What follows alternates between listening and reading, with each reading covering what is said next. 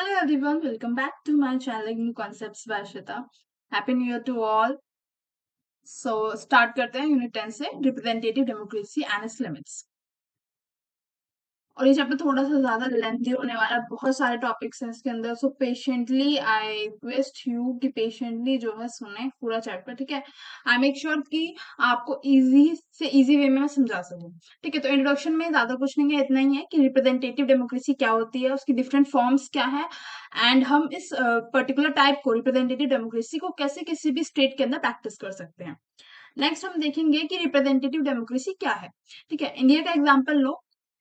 India में किस type की डेमोक्रेसी है? रिप्रेजेंटेटिव, ठीक है। रिप्रेजेंटेटिव से मतलब क्या है कि जब भी हम वोटिंग करने जाते हैं, है ना, वोटिंग बूथ पे, तो हमें पता होता है कि हमारे यहाँ से ये एमएलए चुनने वाला है, ये एमपी चुनने वाला है, ठीक है।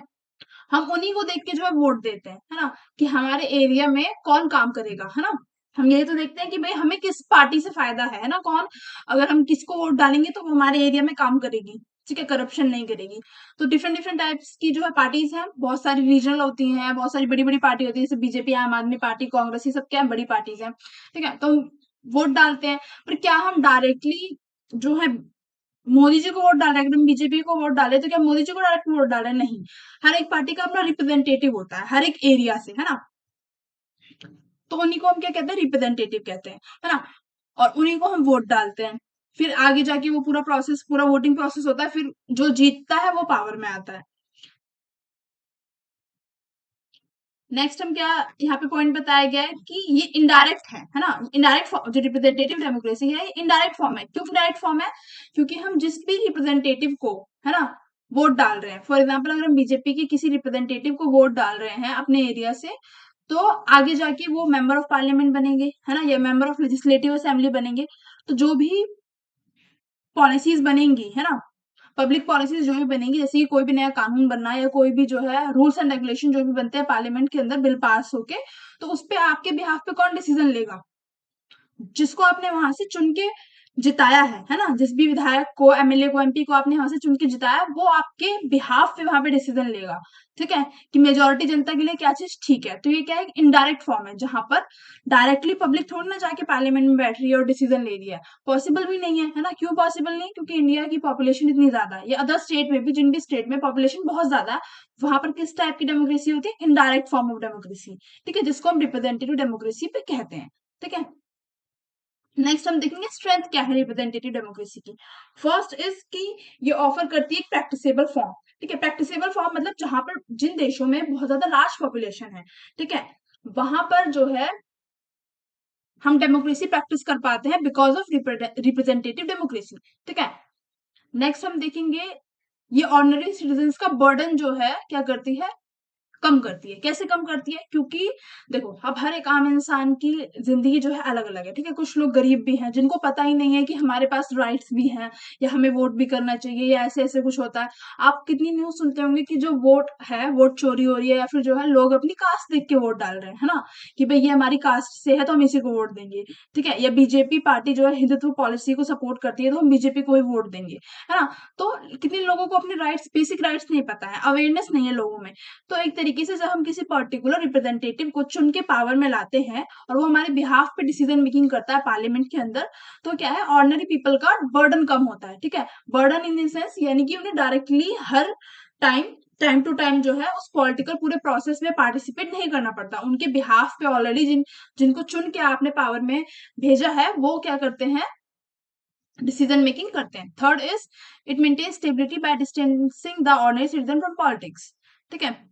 यानी कि कभी कभी क्या होता है कि because of representative democracy stability बनी रहती है गवर्नमेंट के अंदर, ठीक है। क्यों बनी रहती है? क्योंकि जो जो भी गवर्नमेंट को हम पावर में लाते हैं थ्रू वोटिंग, वो हमेशा मेजोरिटी का देखती है, ठीक है, कि मेजोरिटी के लिए क्या चीज ठीक रहेगी, ठीक है। इसलिए क्या है, स्टेबिलिटी बनी रहती है। अब यहाँ पे कॉम्प्रोमाइज इसलिए बोला गया है क्योंकि जो माइनॉरिटी है, यानी जो कुछ लोग उस चीज से ना खुश होते हैं, वो लोग रह जाते हैं। तो यहाँ पे कॉम्प्रोमाइज भी जनता को झेलना पड़ता है, ठीक है। जैसे कि जब ट्रिपल तलाक लाया गया, तो बहुत से जब ट्रिपल तलाक लाया गया तो मेजोरिटी जो वुमेन्स है उनकी जो है गवर्नमेंट ने सुनी, है ना। हालांकि कुछ लोग चाहते थे कि नहीं है, लोगों ने प्रोटेस्ट भी किया, है ना। तो माइनॉरिटी की जो डिमांड है उसको कॉम्प्रोमाइज पे रखते हुए मेजोरिटी का गवर्नमेंट सोचती है, ठीक है। नेक्स्ट हम देखेंगे क्या नेसेसरी कंडीशंस हैं एक रिप्रेजेंटेटिव डेमोक्रेसी की, ठीक है। यानी कि क्या कंडीशंस होनी चाहिए तभी रिप्रेजेंटेटिव डेमोक्रेसी फ्लरिश कर सकती है। First is election and representation an idea of popular consent. देखो आइडिया ऑफ पॉपुलर कंसेंट का मतलब क्या है यहाँ पे। अब जब हम वोटिंग करते हैं, ठीक है, तो हम क्या दे रहे हैं, कंसेंट दे रहे हैं किसको, जिस भी पर्टिकुलर रिप्रेजेंटेटिव को हम वोट करके जिता रहे हैं, हम उसको कंसेंट दे रहे हैं। कंसेंट का मतलब एक तरीके से कैसे समझाऊं मैं, जैसे कि अगर आप कोई फ्लैट ले रहे हैं, ठीक है, तो आप 6 मंथ का पूरा वो बनवाते हैं ना कि भाई 6 महीने का एडवांस में हमने पे कर दिया, अब 6 महीने तक हम जो है इस फ्लैट में रहेंगे, उसके बाद आपको रिन्यू कराना पड़ता है। तो आप क्या दे रहे हो, आपसे क्या लेता है जो मकान मालिक है, वो कंसेंट ले रहा है ना, कि 6 मंथ का आपने जो है जो किराया है पूरा वो जमा कर दिया और आप 6 मंथ के लिए फ्लैट अभी आपका हुआ है ना, तो वो कंसेंट ले रहा है। तो ऐसे ही आप क्या करते हो, हम क्या करते हैं वोटिंग के थ्रू रिप्रेजेंटेटिव को कंसेंट देते हैं कि आप जो है हम पर क्या कर सकते हो, रूल कर सकते हो, ठीक है। रूल के सेंस में कि हमारे बिहाफ पे आप डिसीजन मेकिंग कर सकते हो पार्लियामेंट के अंदर, ठीक है। कोई भी रूल बन रहा है, कोई भी लॉ बन रहा है, तो आप जो है मेजोरिटी का भला देखते हुए हम पर क्या कर सकते हो, हमारे बिहाफ पे डिसीजन मेकिंग कर सकते हो, ठीक है। ये होता है आइडिया ऑफ पॉपुलर कंसेंट, ठीक है। नेक्स्ट हम देखेंगे इलेक्शंस।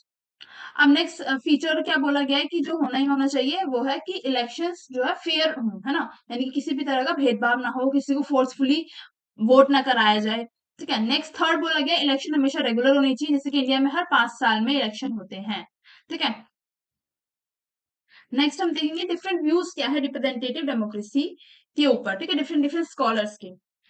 तो सबसे पहला व्यू क्या है कि पॉलिटिकल पावर किसके हाथ में होती है, वोटर्स के हाथ में होती है, ठीक है। यानी कि जो जनता है, जनता जिसको चाहे जिता सकती है, जिसको चाहे सत्ता में से बाहर कर सकती है, ठीक है।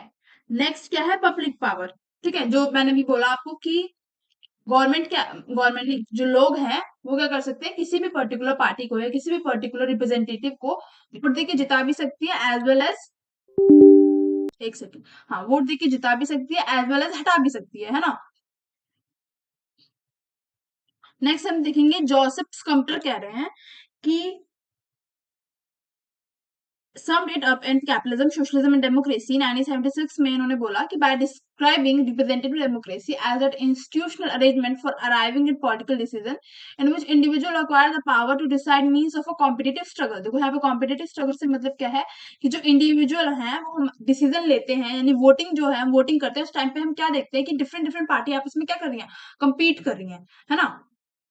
तो यही जो जोसेफ स्कम्पटर हैं वो कहना चाह रहे हैं कि डेमोक्रेसी क्या है, एक टाइप की इंस्टीट्यूशनल अरेंजमेंट है जहां पर लोग जो है पॉलिटिकल डिसीजन लेते हैं, कैसे, डिफरेंट पार्टीज के बीच में उन्हें क्या करना पड़ता है, चूज करना पड़ता है, ठीक है। और जो पार्टी क्या कहते हैं पॉपुलर वोट से जीतती है वही पावर में आती है, ठीक है। नेक्स्ट हम देखेंगे प्लूरलिस्ट का क्या कहना था, ठीक है। प्लूरलिस्ट का मानना था कि पावर जो है वो डिवाइड है अमंग ग्रुप्स, ठीक है, यानी ग्रुप्स में पावर डिवाइड है, ठीक है, ऐसा इनका मानना था। अब ग्रुप्स किस टाइप के, एग्जाम्पल लो यूनियंस का,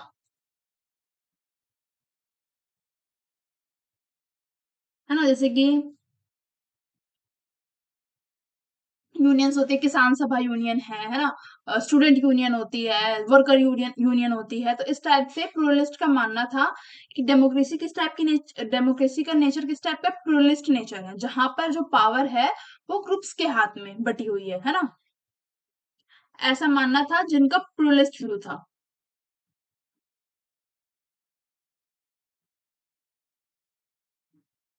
अब देखो इसका आपको अगर मतलब समझ में ना आया तो मैं एग्जाम्पल समझा देती हूँ, जैसे कि अगर गवर्नमेंट कुछ भी रूल बना रही है फार्मर्स से रिलेटेड, ठीक है, ठीक है, और जो किसान है वो उस चीज से ना खुश है, तो किसान यूनियन आएगी, है ना, किसान यूनियन आएगी और वो जो गवर्नमेंट है उनके खिलाफ प्रोटेस्ट करेगी। तो प्लूरलिस्ट का यही कहना है कि डेमोक्रेसी के अंडर भी डिफरेंट जो ग्रुप्स हैं उनके हाथ में क्या होती है, पावर होती है, ठीक है। नेक्स्ट हम देखेंगे एलिटिस्ट व्यू।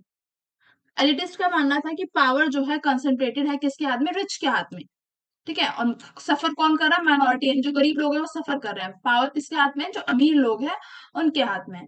ठीक है।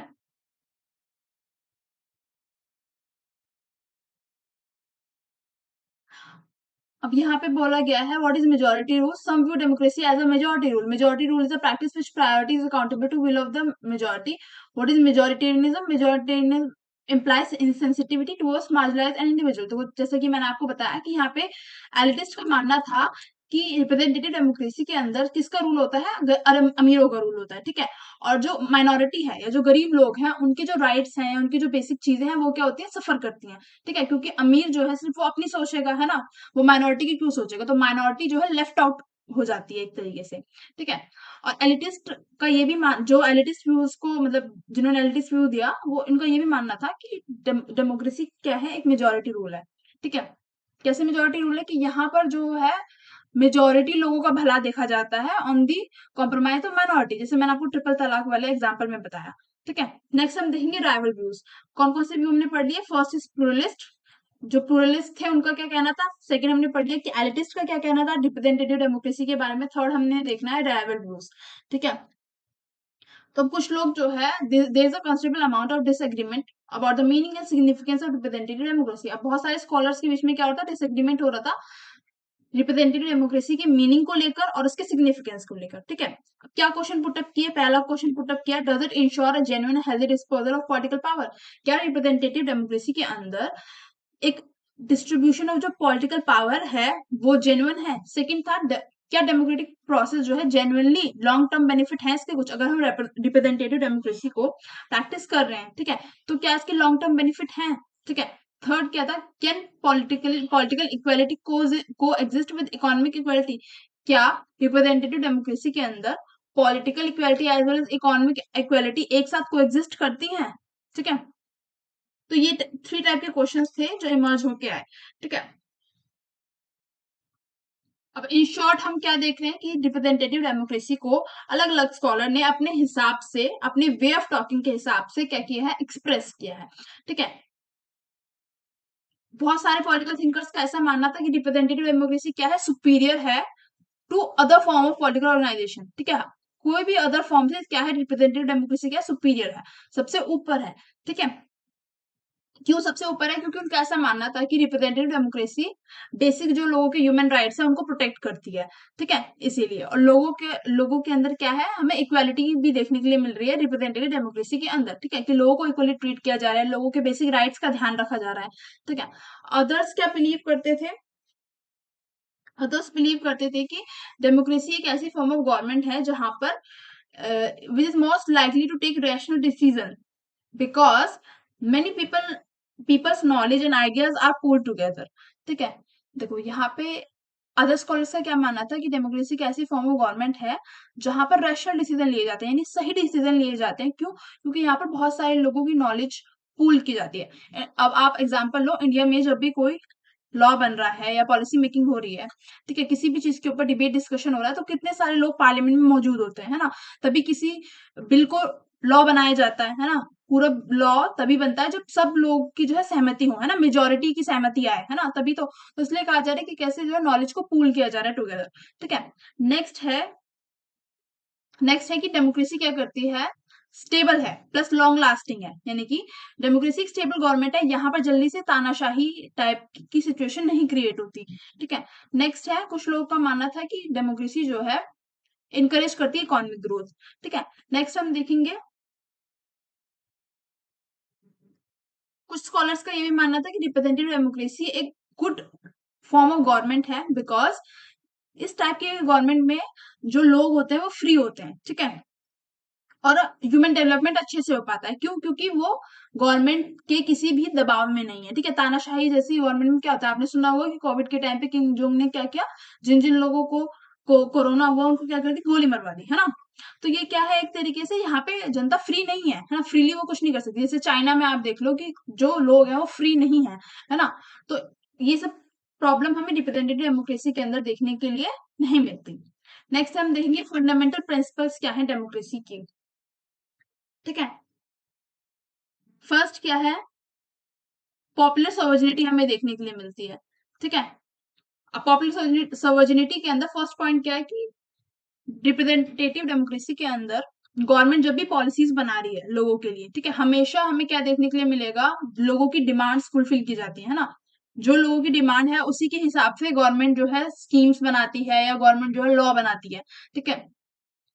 नेक्स्ट हम देखेंगे कि रिप्रेजेंटेटिव डेमोक्रेसी के अंदर जो लोग हैं पार्टिसिपेट कर पाते हैं पॉलिटिकल प्रोसेस के अंदर, ठीक है, कि लोग वोट कर पा रहे हैं, है ना, अपना रिप्रेजेंटेटिव खुद चुन पा रहे हैं। थर्ड, इंफॉर्मेशन अवेलेबल है ना, और डिबेट होती है, यानी कि इंफॉर्मेशन कैसे अवेलेबल है, हमें मीडिया के थ्रू, है ना, इंफॉर्मेशन टाइम टू टाइम हमें पता चलता रहता है कि क्या चीज आ रही है ना, कि क्या गवर्नमेंट कोई न्यू लॉ ला रही है या गवर्नमेंट कोई न्यू रूल ला रही है ना, या गवर्नमेंट कहाँ पे डेवलपमेंट करवा रही है, ठीक है, ये सब चीजें हम इन्फॉर्म रहते हैं, ठीक है। हमेशा जो है मेजॉरिटी मेजॉरिटी रूल देखा जाता है कि पॉलिसीज जो है मेजॉरिटी पीपल क्या चाह रहे हैं उसके बेसिस पे बनाई जाती है। नेक्स्ट हम देखेंगे पॉलिटिकल इक्वालिटी। देखो नेक्स्ट हो गया पॉलिटिकल लिबर्टी, ठीक है। पॉलिटिकल लिबर्टी का मतलब क्या होता है कि जो भी बेसिक राइट्स हैं, ठीक है, बेसिक फ्रीडम है, उनको कौन प्रोटेक्ट करती है, गवर्नमेंट प्रोटेक्ट करती है, ठीक है। The concept of self government का कॉन्सेप्ट जो आता है रिप्रेजेंटेटिव डेमोक्रेसी के अंदर, उसका मतलब क्या होता है, खाली राइट टू वोट नहीं है कि हम लोगों के पास अधिकार है वोट करने का, बल्कि अगर गवर्नमेंट कोई भी चीज करे तो आप पिटिशन भी फाइल कर सकते हैं कोर्ट में, कोई भी चीज इन द सेंस अगर कोई भी चीज गलत करी, जैसे कि अभी आपने अरावली वाला केस देखा होगा कि गवर्नमेंट ने क्या कर दिया, पास कर दिया है बिल कि अरावली के जो जंगल है उनको काटा जाएगा, ठीक है। तो कैसे जो लोगों में है, बहुत ज्यादा लोगों ने प्रोटेस्ट किया, plus as well as petition भी फाइल की गई है गवर्नमेंट के अगेंस्ट, ठीक है। तो ऐसा नहीं है कि रिप्रेजेंटेटिव डेमोक्रेसी में जो लोग हैं खाली उनका वोट करने का ही जो है काम रह जाता है, नहीं, वो आगे भी जो है पॉलिटिकल प्रोसेस में पार्टिसिपेट कर सकते हैं। नेक्स्ट हम देखेंगे मेजर टायरनी थ्रेट्स लिबर्टी। देखो मेजर टायरनी का मतलब वही है जो मैंने आपको पहले बताया कि रिप्रेजेंटेटिव डेमोक्रेसी के अंदर हम क्या देखते हैं, मेजोरिटी लोगों का बेनिफिट देखते हैं, ठीक है, मेजोरिटी लोगों की डिमांड पूरी करते हैं, माइनॉरिटी को कॉम्प्रोमाइज पे रखे, ठीक है। जैसे मैंने ट्रिपल तलाक वाला आपको एग्जांपल दिया, तो उसका मतलब यही कि मेजोरिटी का जब हम रूल देखेंगे, जब हम मेजोरिटी के लिए सोचेंगे और माइनॉरिटी को कॉम्प्रोमाइज पे रखेंगे, तो जो माइनॉरिटी के जो बेसिक राइट है ना, वो थ्रेटन होंगे। नेक्स्ट हम देखेंगे democracy lead to bad decision. इसका मतलब ये है कि ऐसा नहीं है कि डेमोक्रेसी में हमेशा वाइज डिसीजन लिए जाते हो, है ना, सही डिसीजन लिए जाते हो। क्यों? कभी कभी ऐसा हो सकता है कि कोई लीडर जो है उसमें वो क्वालिटीज ही ना हो वाइज डिसीजन लेने की, है ना। तो इसीलिए ऐसी कोई गारंटी नहीं है कि रिप्रेजेंटेटिव डेमोक्रेसी हमेशा जो है गुड डिसीजन ही जो है और will always lead to a good decision, है ना। जैसे कि अभी अब इसमें कंफ्यूज होने की नीड नहीं है, हम बीजेपी का एग्जांपल ले लेते हैं, कैसे बीजेपी को आजकल जो ऑपोजिशन है वो क्या कह रहा है कि बीजेपी जो है एक तानाशाही गवर्नमेंट बन चुकी है, ठीक है, जो वो चाहती है वो पार्लियामेंट में वही होता है, ठीक है। तो इस टाइप से लोग क्या कर रहे हैं, इंडिया की डेमोक्रेसी पे अब क्वेश्चन उठा पुट अप कर रहे हैं, है ना। तो यही इस पॉइंट से कहने का मतलब है कि ऐसा नहीं है कि democracy always lead to a good decision, ठीक है, कभी कभी बैड डिसीजन भी हो सकते हैं, ठीक है। नेक्स्ट हम देखेंगे representative democracy in practice. Chief characteristics क्या है एक फंक्शनिंग डेमोक्रेसी के? फर्स्ट, फ्री और फेयर इलेक्शन हो। सेकंड, गवर्नमेंट जो हो ओपन हो, यानी ट्रांसपेरेंसी हो, जो भी गवर्नमेंट कर रही है उसके बारे में लोगों को इन्फॉर्म्ड हो, ठीक है। थर्ड, गवर्नमेंट क्या करे, सिविल और पॉलिटिकल राइट्स लोगों की प्रोटेक्ट करे। नेक्स्ट हम देखेंगे पॉलिटिकल पार्टी हम किससे कहते हैं। तो पॉलिटिकल पार्टी क्या है,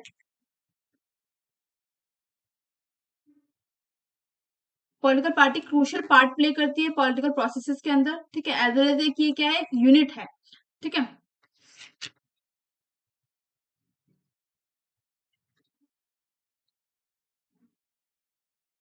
पार्टी का काम होता क्या है अकॉर्डिंग टू आरजी डिटेल हम देखेंगे। एक पॉलिटिकल पार्टी क्या है, कंसिस्ट करती है ग्रुप ऑफ सिटीजन, ठीक है, जैसे कि मैंने आपको बताया ये क्या एक पॉलिटिकल यूनिट भी होती है।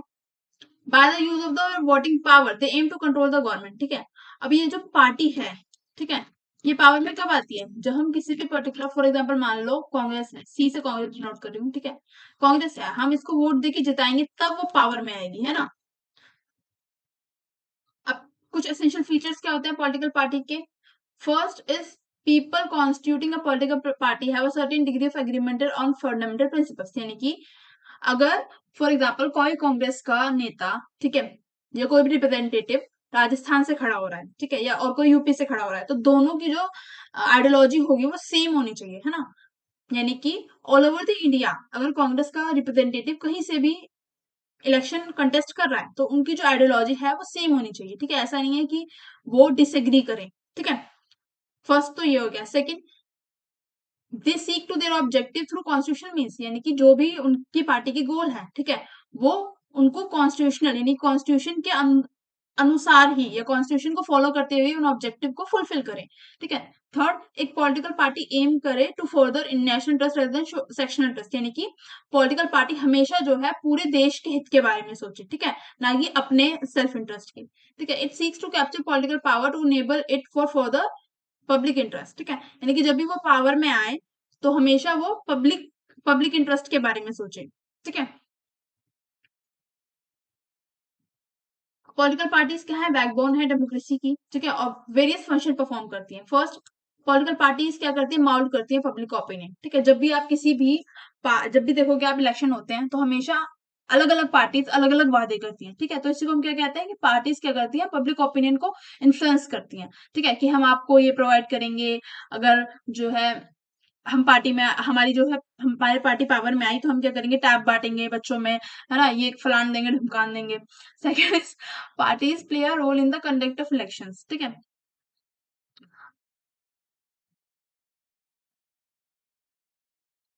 अब इसका मतलब क्या है, हर एक पॉलिटिकल पार्टी क्या है, डिफरेंट डिफरेंट एरिया से या कॉन्स्टिट्यूएंसी से अपने रिप्रेजेंटेटिव को क्या करती है, चुनाव में खड़ा करती है, ठीक है। और कैसे खड़ा करती है, हमेशा पार्टी जो है ये स्मार्ट एक तरीके से अप्रोच हम कहेंगे कि स्मार्टली तरीके से, कि भाई जिस एरिया में जो इंसान ज्यादा फेमस है या जिस इंसान की पकड़ अच्छी है उसी को उस एरिया से पर्टिकुलरली खड़ा किया जाता है, ठीक है। जैसे कि आपने देखा होगा कि मथुरा से हेमा मालिनी जो है इलेक्शन कंटेस्ट करती है बीजेपी की तरफ से, ठीक है, तो Hema Malini is a very popular personality, ठीक है। थर्ड, हम देखेंगे political parties form the government. अब देखो, अगर हमने वोट किया और किसी पार्टी ने मेजोरिटी वोट उसको गए तो ऑलरेडी वो जीत गई, ठीक है। अगर कोई सिंगल पार्टी जो है मेजोरिटी नहीं ला पाती तो वो किस टाइप की गवर्नमेंट बनाती है, कॉलिजन, यानी कि कॉलिजन गवर्नमेंट कैसी होती है, जैसे कि बिहार में है कॉलिजन गवर्नमेंट, या एनडीए के साथ जो है बीजेपी कोलिजन करके जो है पार्टी पावर में आती है।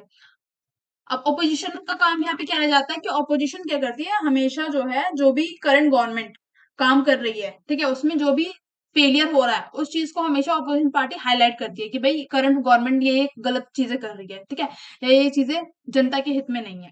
नेक्स्ट हम देखेंगे पॉलिटिकल पार्टीज हमेशा एक लिंक फॉर्म करके रखती हैं गवर्नमेंट और पीपल के लोगों के बीच में, ठीक है, हमेशा एक कनेक्ट। नेक्स्ट, पॉलिटिकल पार्टीज जो है लोगों को अवेयर बनाती है उनके पॉलिटिकल राइट्स के बारे में कि भाई आपके पास क्या है, राइट टू वोट है ना, आप हमें वोट दो। नेक्स्ट हम देखेंगे पॉलिटिकल पार्टीज क्या है, यूनिफाइंग फोर्स है। यूनिफाइंग फोर्स कैसे कि हर एक पार्टी को जो है डिफरेंट सेक्शन से क्या मिलता है, सपोर्ट मिलता है, ठीक है, चाहे वो अलग अलग रिलीजन का हम कह सकते हैं, चाहे वो हम अलग अलग कास्ट का हम कह सकते हैं, ठीक है, चाहे इकोनॉमिक बैकग्राउंड जो है लोगों के अलग होते हैं, स्टिल जो है वो एक पॉलिटिकल पार्टी को सपोर्ट करते हैं, तो ये क्या ऐसे एक्ट करती है as a unifying force. Next हम देखेंगे डेमोक्रेसी एंड इलेक्शन। अब यहाँ पे इतना बताया गया है कि जितने भी मॉडर्न डेमोक्रेटिक स्टेट है सब जगह हमें रिप्रेजेंटेटिव गवर्नमेंट देखने के लिए मिलती है, ठीक है, मोस्टली स्टेट्स में। अब इसके एडवांटेजेस क्या है, फर्स्ट, पॉलिटिकल पार्टीज क्या करती है, स्पेसिफिक पॉलिसीज फॉलो करती हैं। अभी स्पेसिफिक पॉलिसीज कहाँ से आती हैं, जो इलेक्शन कमीशन ऑफ इंडिया है ये जारी करती है कि एक पॉलिटिकल पार्टी के अंदर क्या क्या चीजें मतलब होनी चाहिए पॉलिटिकल पार्टी बनने के लिए, ठीक है। नेक्स्ट हम देखेंगे पॉलिटिकल पार्टीज को जो है फंड्स मिलता है, जो भी पार्टी के कैंडिडेट है उनको फंड कहाँ से मिलता है, उनकी पार्टी से फंड मिलता है, ठीक है। अब फंड की नीड क्यों पड़ती है, आपने देखा होगा कि बड़े बड़े बैनर्स वगैरह लगाते हैं, है ना, तो ये सब चीजें कहाँ से आएंगी, जब उनकी पार्टी उन्हें पैसा देगी तभी तो वो ये सब चीजें कर पाएंगे। थर्ड इज पार्टी में बहुत सारे लोग क्या करते हैं, वॉलंटियर भी करते हैं, ठीक है, सपोर्ट प्रोवाइड करते हैं। Third, well known leader of the party canvas for party candidate and address the rallies, ठीक है, बड़े बड़े जो नामी ग्रामी जो है एक तरीके से कैंडिडेट्स होते हैं, जैसे कि आपने देखा होगा जब बिहार में इलेक्शन हुए तो जो यूपी के सीएम है योगी जी वो वहां पे गए थे भाषण देने, ठीक है, क्यों गए थे, क्योंकि उनकी कैरिस्मेटिक पर्सनालिटी है, ठीक है, तो सबको पता है कि अगर ये जाएंगे तो और वोट मिलेंगे, ठीक है, बीजेपी को, तो इसलिए उन लोगों ने इन्हें इन्वाइट किया था, ठीक है। नेक्स्ट हम देखेंगे इलेक्शन प्रोसेस कैसे होता है। फर्स्ट इज सीक्रेट बैलेट के थ्रू, सेकंड इज कॉन्स्टिट्यूंसी के। इंडिया में कौन सा कॉन्स्टिट्यूंसी वाला। सीक्रेट बैलेट क्या होता है कि एक पेपर टाइप आपको मिलता है, ठीक है, वहां पे ऐसे पार्टीज के अलग अलग पार्टीज का के लोग जो है उनकी ऐसे चुनाव चिन्ह लगा होता है, ठीक है, उनका नाम वगैरह लिखा होता है कि कौन कौन है इस पार्टी से, ठीक है। तो उसके आगे ऐसे एक खाली बॉक्स होता है जहाँ पे आपको ऐसे स्टैम्प सा लगा के, ठीक है, और उस बैलेट को बंद करके बॉक्स के अंदर डालना होता है प्रॉपर तरीके से। ठीक है, ये होता है बैलेट वाला। और कॉन्स्टिट्यूएंसी में क्या होता है कि पूरे जैसे इंडिया में इलेक्शन होना है तो उनको क्या है, डिफरेंट डिफरेंट कॉन्स्टिट्यूएंसी में बांटा जाएगा। ठीक है, डिवाइड किया जाता है एरियाज के अंदर। ठीक है, और ये काम कौन करती है? इलेक्शन कमीशन ऑफ इंडिया करती है। नेक्स्ट हम देखेंगे, election commission has another very important responsibility. क्या है वो? First is announcement of date, ठीक है, कि किस डेट पे इलेक्शन होंगे। Second, election commission of India क्या देखती है? Filing of nomination paper. Nomination paper कौन फाइल करता है? जो भी पर्टिकुलर कैंडिडेट जो है किसी भी पार्टी को ज्वाइन करना चाह रहा है या अगर अपनी नई पार्टी बनाना चाह रहा है तो उससे पहले इलेक्शन कमीशन को फॉर्म ने इन्फॉर्म करना होता है। ठीक है। Third, scrutiny of application. फिर इलेक्शन कमीशन देखती है कि भाई अगर ये पर्टिकुलर कैंडिडेट खड़ा होना चाह रहा है तो क्या ये खड़ा होना चाहिए, यानी कि प्रॉपर गाइडलाइंस होती है ना कि अगर आपको इलेक्शन कंटेस्ट करने हैं तो ये चीजें आपको फुलफिल करनी चाहिए। ठीक है, फुलफिल इन द सेंस कि आप पे कोई क्रिमिनल केस ना हो। ठीक है, इस टाइप से आप पे ज्यादा अवैध संपत्ति ना हो। ठीक है, तो ये सब चीजें कौन देखती है? इलेक्शन कमीशन ऑफ इंडिया देखती है। फोर्थ, विड्रॉल ऑफ एप्लीकेशन, यानी कि इलेक्शन की जो अनाउंसमेंट ऑफ डेट है उससे पहले भी अगर आप अपना एप्लीकेशन लेना चाहें तो आप विड्रॉल ले सकते हैं। Third, publication of the final list. फिर इलेक्शन कमीशन क्या करती है? फाइनल लिस्ट निकालती है कि भाई इस एरिया से ये पर्टिकुलर कैंडिडेट क्या कर रहा है, कंटेस्ट कर रहा है इलेक्शन। फिर क्या होती है? कैंपेनिंग होती है। ठीक है, वही जनता को बेवकूफ बनाना कि हम ये करेंगे वो करेंगे। फिर उसके बाद क्या लोग क्या करते हैं? वोट कास्ट करते हैं। ठीक है, उसके एट द एंड जो है रिजल्ट अनाउंसमेंट होती है कि कौन जीत गया। नेक्स्ट हम देखेंगे सिलेक्शन ऑफ कैंडिडेट्स। एक फंक्शनिंग रिप्रेजेंटेटिव डेमोक्रेसी के अंदर जो पॉलिटिकल पार्टी का रोल है वो बहुत ज्यादा इंपॉर्टेंट बन जाता है। ठीक है, क्यों? क्योंकि पॉलिटिकल पार्टी ही जो क्या करती है, डिफरेंट एरिया से क्या करती है, कैंडिडेट को सिलेक्ट करती है कि हमारे यहाँ इस पर्टिकुलर एरिया से कौन कैंडिडेट हमारी पार्टी को रिप्रेजेंट करेगा। ठीक है, नेक्स्ट हम देखेंगे नॉमिनेशन। जब एक बार इलेक्शन डेट्स अनाउंस हो जाती है तो पॉलिटिकल पार्टीज क्या करती है, वो अपने कैंडिडेट को चूज करती है through a process of selection. Then candidate have to file their nomination to election office. ठीक है, which are appointed by the election commission. जैसे कि मैंने आपको बताया, हर एक कैंडिडेट को अपना नॉमिनेशन क्या करना पड़ता है? सबमिट करना पड़ता है इलेक्शन कमीशन को। ठीक है, फिर इलेक्शन कमीशन क्या करती है? उन नॉमिनेशन पेपर्स को पूरा देखती है कि क्या ये कैंडिडेट पर्टिकुलर कैंडिडेट सुटेबल है इलेक्शन कंटेस्ट करने के लिए। ठीक है, उसके बाद फिर वो पूरा वोटिंग प्रोसेस होता है। ठीक है, और जो सिंबल्स भी होते हैं ना, ये जैसे कि बीजेपी का कमल है। ठीक है, ये सिंबल्स भी जो है इलेक्शन कमीशन ऑफ इंडिया जो है चेक करती है एक तरीके से। ठीक है, और ये भी चेक करती है कि जो तीन किसी भी अदर पार्टी से वो सिंबल सेम ना हो, जिससे कंफ्यूजन क्रिएट ना हो लोगों के बीच में। ठीक है, क्योंकि ज्यादातर लोग जो इलिटरेट लोग होते हैं वो कैसे किसी पर्टिकुलर पार्टी को पहचानते हैं? उन्हें पढ़ना तो आता नहीं है कि भाई वो नाम पढ़ लेंगे। वो क्या देखेंगे? सिंबल देखेंगे कि कमल के निशान पे हमें क्या करना है? वोट देना है। ठीक है, नेक्स्ट क्या होता है? कैंपेनिंग होती है, वही कि लोगों के पास जाना, डोर टू डोर जाना, लोगों से वोट की अपील करना कि आप लोग वोट दें, हम ये चीजें बेटर कर देंगे, हम वो चीजें बेटर कर देंगे, हम डेवलपमेंट कर देंगे। ठीक है, पोस्टर्स वगैरह लगाए जाते हैं प्रॉपर। ये तो नॉर्मल प्रोसेस है, ये तो आप लोग देखते हैं और आपको पता होगा। ठीक है, नेक्स्ट है काउंटिंग ऑफ वोट्स, फिर रिजल्ट का डिक्लेरेशन होता है। ठीक है, नेक्स्ट लास्ट टॉपिक हम देखेंगे democracy and public opinion.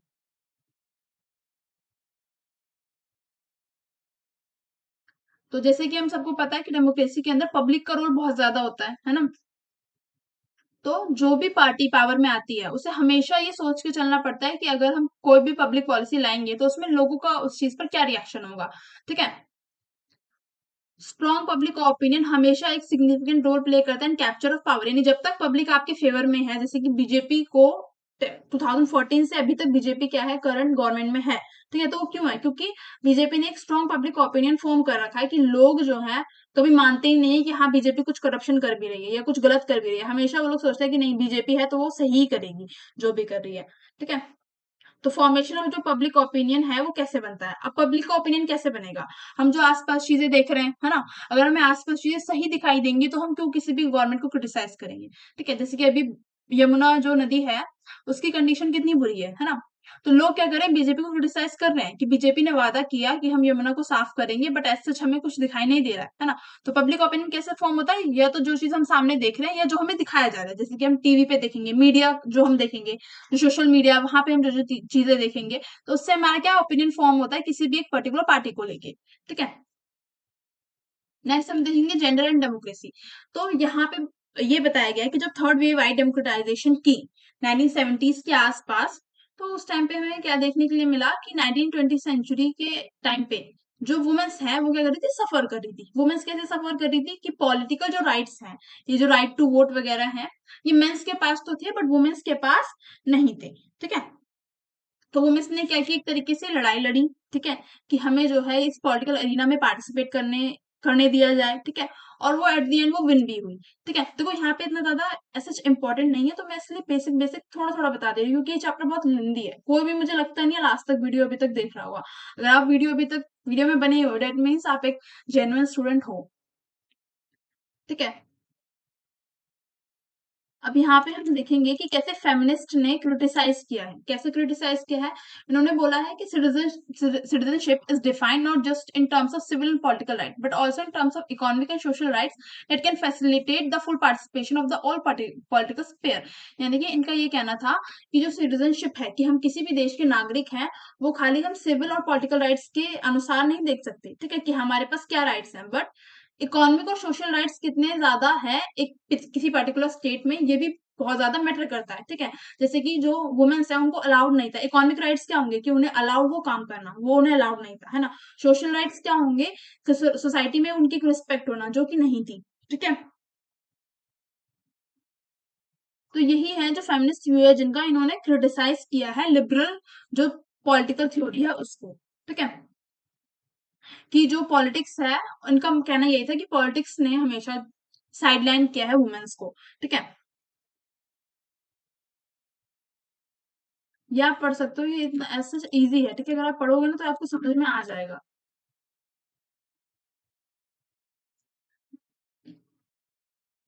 Next हम देखेंगे कि डिफरेंट डिफरेंट स्कॉलर्स का क्या कहना था।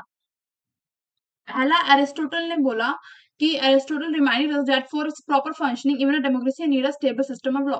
यानी कि प्रॉपर फंक्शनिंग के लिए डेमोक्रेसी को भी एक प्रॉपर जो है सिस्टम चाहिए लॉ का। जैसे इंडिया में क्या है, कॉन्स्टिट्यूशन है। हर एक कंट्री में जो है अपना एक क्या है, कॉन्स्टिट्यूशन है ना, जिसके अनुसार वो क्या कर रहे हैं, रूल्स एंड रेगुलेशन वहां पे फॉलो हो रहा है प्रॉपर उस कंट्री में। ठीक है, डी टोकविले ने क्या कहा, उन्होंने आर्ग्यू किया कि डेमोक्रेसी क्रिएट करती है possibility of new form of टायरेनी। टायरेनी का मतलब क्या है, जहाँ पे तानाशाही गवर्नमेंट आए। ठीक है, डी टोकविले ने ये बात क्यों कही, क्योंकि हम पहले से क्या पढ़ते आ रहे हैं कि रिप्रेजेंटेटिव डेमोक्रेसी एक ऐसी डेमोक्रेसी है जहां पर मेजोरिटी लोगों का बेनिफिट देखा जाता है। ठीक है, तो डी टोकविले का ये कहना था कि अगर गवर्नमेंट हमेशा मेजोरिटी का ध्यान देगी तो एक तानाशाही गवर्नमेंट आने की पॉसिबिलिटी वहां पे बन जाती है। ठीक है, सेम बात मेडिसन ने कही। मेडिसन ने भी यही बोला कि जब हम स्मॉल ग्रुप्स को क्या करेंगे, कॉम्प्रोमाइज करेंगे, या स्मॉल ग्रुप्स जो है लेफ्ट आउट फील करेंगे या उन पे ध्यान नहीं देंगे, तो जो उनका इंटरेस्ट है ना, जो उनकी बेसिक चीजें हैं, उनको क्या किया जाएगा, इग्नोर किया जाएगा। ठीक है,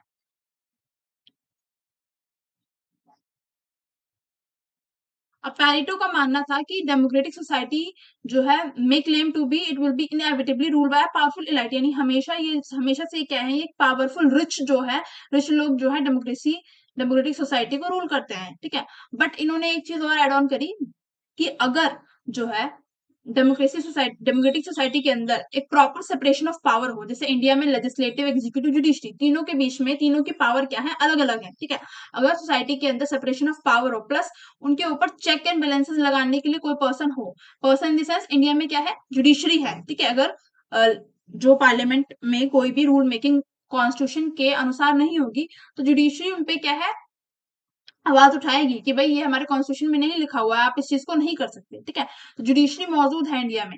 तो डेमोक्रेसी के अंदर अगर सेपरेशन ऑफ पावर होगा और चेक्स एंड बैलेंसेस होंगे, तो वो एक स्टेबल गवर्नमेंट जो है, स्टेबल डेमोक्रेटिक सोसाइटी बन सकती है। ठीक है, ऐसा पैरिटो का कहना था। डेमोक्रेसी एंड इंटरनेट, देखो ये मैंने अभी आपको पहले ही बताया कि कैसे जो है इंटरनेट ने और रैपिड टेक्नोलॉजी एडवांसमेंट ने हमें इन्फॉर्मेशन एक्सेसिबल करना कितना इजी बना दिया है। ठीक है, फॉर एग्जांपल अगर कोई भी ऑफिसर करप्शन कर रहा है या आपसे किसी भी चीज की घूस मांग रहा है, सिंपली आपको क्या करना है, कैमरा ऑन करना है अपना।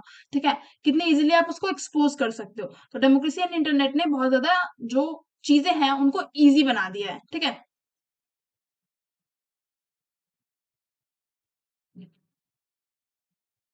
यहाँ पे हमारा चैप्टर खत्म होता है। ठीक है, thank you for watching the video. अगर आपको वीडियो अच्छी लगी हो तो do like share subscribe my channel.